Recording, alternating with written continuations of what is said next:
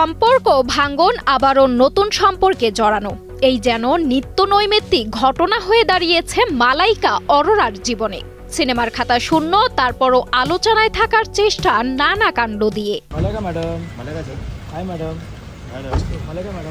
আরবাজ খানের সঙ্গে বিচ্ছেদের পর মালাইকা হয়তো ভেবেছিলেন জীবনের বাকি সময়টা কাটিয়ে দেবেন নিজের থেকে কম বয়সী অর্জুন কাপুরের সঙ্গে। সেখানেও বাধে বিপত্তি। এর পরের গল্পটা হয়তো আমাদের অনেকেরই জানা।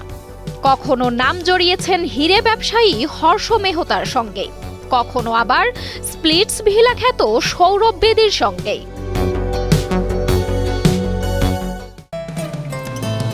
বসুন্ধরা টিস্যু, অশুদ্ধতার বিরুদ্ধে এক বিন্দুও ছাড় নয়।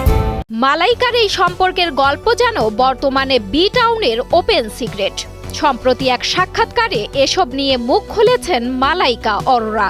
তিনি বলেন, এই গুঞ্জনগুলো এখন তিনি হাস্যরস হিসেবেই নেন। এমনকি ছেলে আরহান খানের সঙ্গে বসে এসব নিয়ে হাসাহাসিও করেন। মালাইকা দাবি করেন তিনি জীবনকে স্বাভাবিক গতিতেই চলতে দিতে চান। তার জীবনে কোনো পুরুষের প্রয়োজন নেই।